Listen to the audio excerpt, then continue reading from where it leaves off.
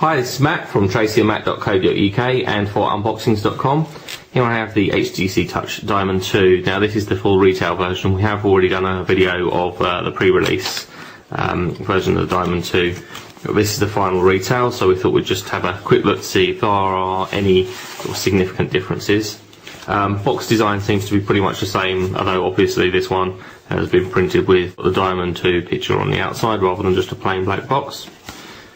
Inside this slot we have a manual, the Get Start guide, an accessories guide, and a CD-ROM with getting started, presumably with a copy of ActiveSync, and another one which has the user manual, full user manual as a PDF. There isn't actually a large user manual in the pack, we'll just have a quick start.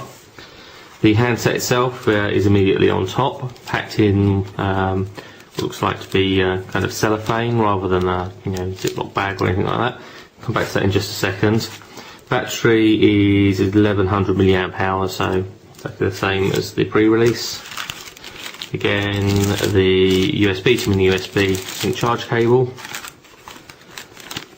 Pretty standard wired headset there.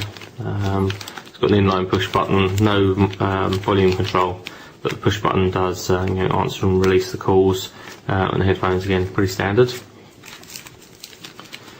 Have a stylus which is magnetic and fixed length, it's not telescopic, but magnetic being quite useful because when you pull the stylus out it does turn the device on, which is quite cool. Obviously have a UK plug there.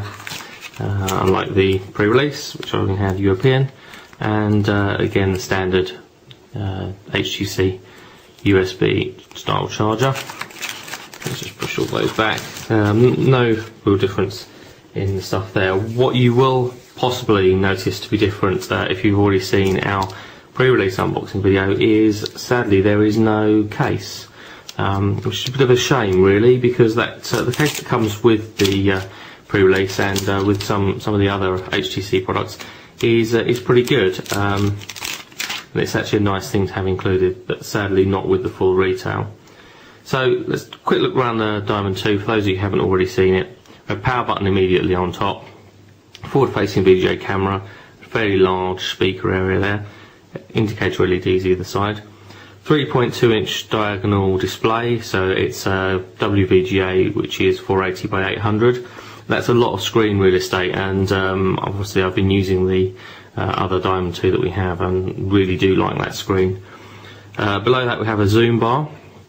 I don't know if you can just make that out there, it's actually quite reflective. But this touch sensitive area here, which sliding from left to right zooms in and right to left zooms out. So that's actually replaces the spinning zoom that was on the original Diamond.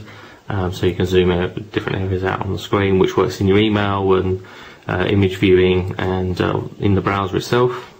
Then we have a couple of keys below. We have the send and end phone keys, and then we have a Windows key and a back key, and then the end call key also doubles up as a home button.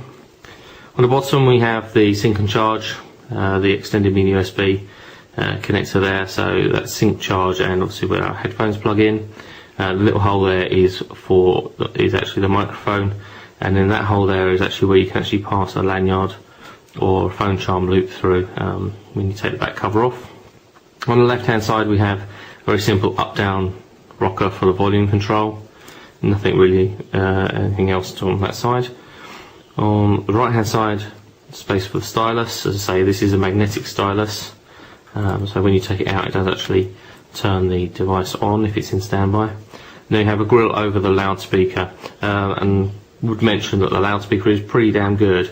I've obviously been using the other Diamond 2 that I have at the moment over the last couple of days, and it is a very loud and very clear loudspeaker, and that's actually quite good for when you're using speakerphone.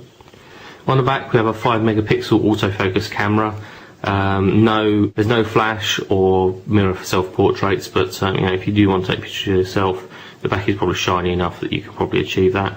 It's a bit of a shame that there is unfortunately no flash. Back cover pops off like so. Obviously a battery goes in here, a SIM card underneath. We do need to take the back cover off to access the micro SD card slot, which is just there. And as I say, if you want to connect up a lanyard or a phone charm, you actually pass the cable through that hole and then around that little post there, and then pop the back cover back on. So that's pretty much the the hardware of the Diamond 2 in a nutshell. I'm not going to look at the OS on this particular unboxing video. The purpose of this unboxing video is just really to show you that there isn't really a great deal of significant difference between the pre-release version that we've seen and obviously this full retail version. As I mentioned, the only significant difference is the lack of the leather case. If you want to see the OS in a bit more detail and TouchStroke 3D and everything else, please have a look at my other video where I preview the pre-release Diamond 2. And if you like our unboxing videos, why not check out our other videos on unboxings.com.